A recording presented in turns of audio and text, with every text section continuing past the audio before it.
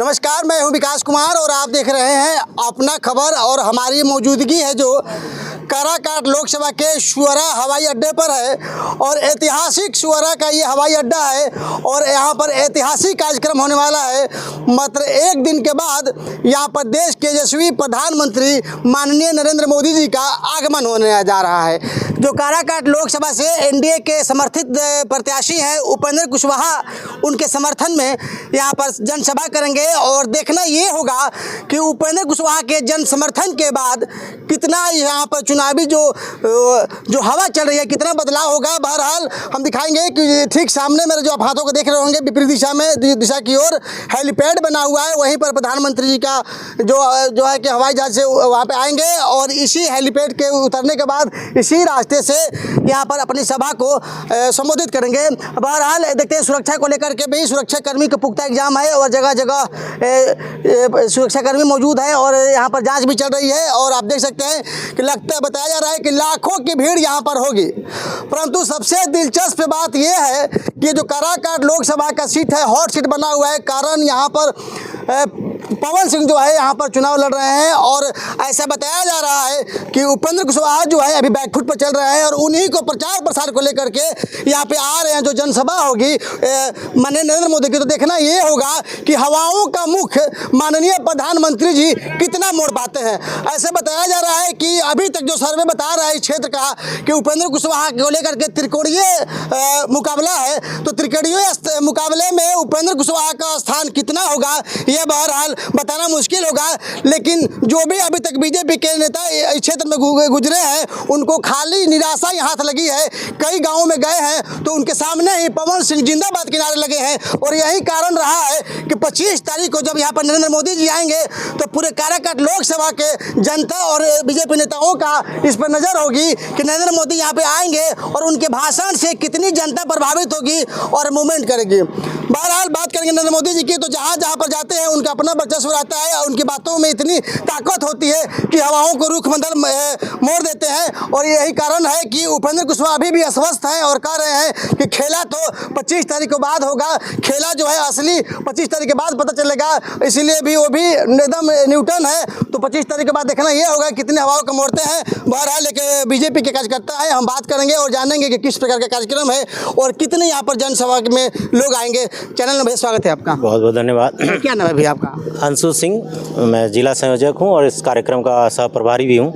कितनी तैयारियां पूर्ण हो चुकी है और कब तक पूर्ण हो जाएगी तैयारियां? आज रात तक में सारी तैयारी हो जाएगी, कल शाम तक बाकी जो सिक्योरिटी चेकिंग वगैरह ये सब जो होगा कल कंप्लीट हो जाएगा। कितने कार्यकर्ताओं की यहाँ पे आने की उम्मीद है?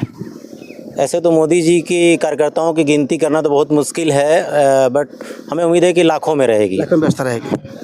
तो क्या लगता है इस बार काराकाट जो हॉट सीट बना हुआ है, आप एनडीए के पक्ष में जाएगी या? बिल्कुल एनडीए के पक्ष में जाएगी। आप लोग काराकोट को पता नहीं क्यों इतना हॉट बना रहे हैं। हॉट चुनाव ऑलवेज हॉट होता है, चुनाव कोल्ड कभी नहीं होता है, तो ये हॉट रहे, देखने का अपना नजरिया है। हाँ बिल्कुल, मोदी जी से ज़्यादा हॉट कोई नहीं है। ये जो है अगर हॉट आप उस नज़रिए से देखते हैं नेता के नज़रिए से, तो मोदी जी से ज़्यादा हॉट कोई नहीं है। और ये चुनाव मोदी जी के नाम पे लड़ा जा रहा है। यहाँ कोई कैंडिडेट व्यक्तिगत चुनाव नहीं लड़ रहा है, मोदी जी लड़ रहे हैं, हर सीट पे कमल लड़ रहा है। तो इसलिए पवन सिंह जी और उपेंद्र कुशवाहा जी को देखना, कंपेयर करना नहीं, बस एक ही नाम ध्यान रखिए, मोदी जी। बस जनता बटन दबाएगी तो मोदी जी के नाम पे दबाने वाली है। तो मैं नहीं समझता हूँ कि कहीं पे कोई कंपटीशन है। आपने सुना नहीं कि वो पूछ रहे थे, कह रहे थे विपक्षी की मोदी जी के नाम पर कब तक वोट मांगवा, धरातल पर ना रह बता। अच्छा, मोदी जी प्रधानमंत्री बनेंगे तो देश का डिसीजन कौन करता है? प्रधानमंत्री करता है, सांसद नहीं करता है। तो प्रधानमंत्री को देख के देश में, ये विधायक का चुनाव नहीं है, ये मुखिया का चुनाव या इसकी चुनाव, ये संसदीय चुनाव, और इसकी डिसीजन और प्लानिंग और जो भी पॉलिसीज़ बनती हैं वो प्राइम मिनिस्टर्स डिसाइड करते हैं। तो इसलिए मोदी जी के हाथों को मजबूत करना है। व्यक्तिगत चेहरा पब्लिक नहीं देख रही है, मोदी जी के हाथों को मजबूत करने के लिए। ये भी कहना सही है कि मोदी जी की चेहरा है, लेकिन जब क्षेत्र में हम लोग गए थे, रिपोर्टिंग किए थे, कई चैनलों पे लोगों ने कहा कि देश में मोदी जी को देखना चाहते हैं लेकिन वहाँ पर उपेंद्र कुशवाहा को नहीं देखना चाहते हैं, कारण वो क्षेत्र में नहीं घूमे हैं, उनका हमने चेहरा नहीं देखा है। तो इसकी भरपाई क्या मोदी जी कर पाएंगे क्या? कुछ लोग नाराज होंगे, ऐसा देखिए लोकतंत्र है, सभी को खुश करना, जहाँ तक मैं मानता हूँ, मेरा पर्सनल व्यू है कि सभी को खुश नहीं किया जा सकता। कुछ नाराज़गी है तो उपेंद्र कुशवाहा जी ने जाके उनसे बोला है और बात किया है कि अगर कुछ है ऐसी नाराज़गी तो मैं दूर करूँगा। तो इसमें कहीं है, जनता है अपने नेता को बिल्कुल चांस देती है, और मोदी जी के नाम पे तो बिल्कुल ही सारी जनता बिल्कुल मतलब इस पे ध्यान ही नहीं देगी, सिर्फ मोदी जी के चेहरा देख के वोट देगी। थोड़ी देर जुड़ना चाहते हैं और आप देख सकते हैं कि सुरक्षा को लेकर के डेहरी अनुमंडल पुलिस पदाधिकारी शुभांक मिश्रा अपनी टीम के साथ पहुंच चुके हैं और सुरक्षा की जायजा ले रहे हैं। और प्रधानमंत्री का जो आगमन है, इसको सुरक्षा को जायजा को लेकर के डेहरी अनुमंडल पुलिस पदाधिकारी देखिए आए हुए हैं। तो क्या करें, अब की बार 400 पार का जो नारा था आपका? बिल्कुल, नारा हम 400 के करीब पहुंच चुके हैं। 400 के करीब पहुंच चुके हैं। बस अब मोदी जी आ जाएंगे 25 को, बस समझिए 400 पार हो गया। और बिहार में 40 की 40 आश्वस्त है एकदम? बिल्कुल आश्वस्त है, इसमें कहीं एक सीट भी कम नहीं होने वाली। पिछली बार एक सीट कम हो गई थी, इस बार बिल्कुल एक सीट भी कम नहीं होगी। चलिए, क्या नाम बताया आपने? अंशु सिंह।